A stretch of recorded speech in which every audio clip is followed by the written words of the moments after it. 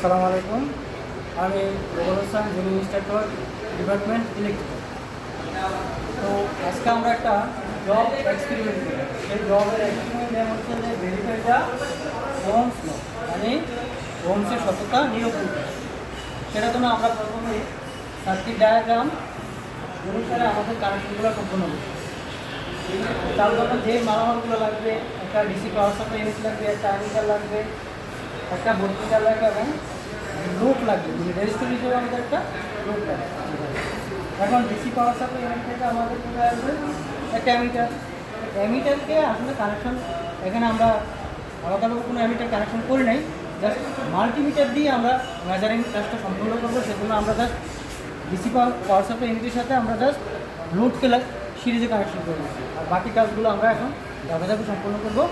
সেটা হচ্ছে যে বিয়ের সাথে আয়ের যে সমানুপাতিক, মানে স্থির তাপমাত্রা কোনো পরিবারের মধ্য দিয়ে প্রবাহিত কারণে ওই পরিবারের বিক্রান্তের বিভব পার্থক্যের সমানুপাতিক কিনা এবং রেজিস্ট্যান্সের সাথে উল্টানুপাতিক কিনা সেটা আজকে কতটা নিরূপণ করে দেবে।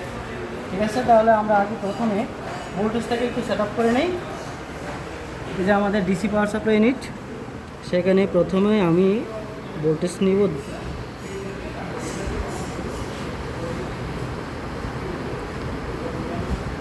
এই 10 সামথিং একটা ভোল্টেজ নেবেন। সেক্ষেত্রে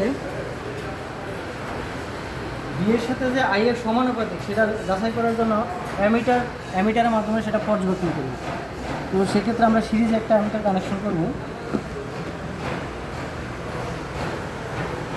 সিরিজে দিয়ে আমরা একটা অ্যামিটার, মাল্টিমিটার যে আছে সেটা আমরা ডিসিতে সেট আপ করে ডিসিতে রাখতে হবে, কিন্তু এসিতে কিন্তু করা যাবে না। ঠিক আছে, তাহলে আমরা জাস্ট অ্যামিটারকে সিরিজে কানেকশন করছি এবং ভোল্টেজ সাপ্লাই দিছি ডিসি পাওয়ার সাপ্লাই থেকে 10.2 ভোল্ট এবং আমাদের কারেন্ট আসতেছে 0.10। এখন এই ভোল্টেজটা বাড়ালে কারেন্টের পরিমাণ বাড়ে কিনা এই জিনিসটা আমরা দেখব।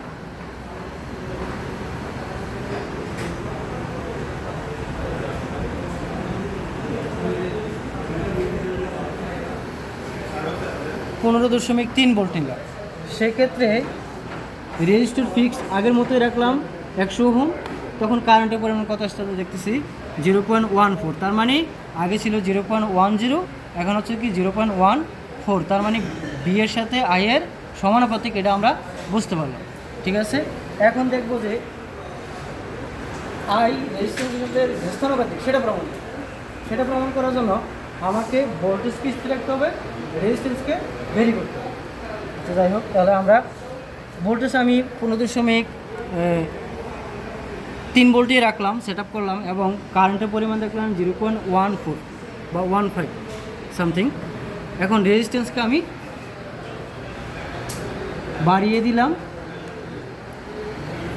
এখন দেখব যে কারেন্টের সাথে যে ব্যস্তানুপাতিক রেজিস্ট্যান্স সেটা প্রমাণ করব। তাহলে সেক্ষেত্রে দেখতেছি যে ভোল্টেজ আমি সেট আপ করছি 15.3 ভোল্টেই, কিন্তু রেজিস্ট্যান্স দিচ্ছি আমি 150 ওহম। সেক্ষেত্রে কারেন্টের পরিমাণ কি কমে গেছে, মানে আগে ছিল আমাদের কারেন্ট হচ্ছে 0.14, এখন হয়েছে 0.10। তার মানে আমরা এটাও বুঝতে পারলাম যে এই ওহমসের সূত্রটা থেকে আমরা এই বুঝতে পারলাম যে বিয়ের সাথে আইয়ের সমানুপাতিক এবং আইয়ের সাথে আরের ব্যস্তানুপাতিক, এই জিনিসটা আমরা ভেরিফাই করে বুঝতে পারলাম। আর ডাটা শিট আমাদের এখানে রেডি করা আছে, আমরা ধন্যবাদ সকলকে। আমরা এই জিনিসটা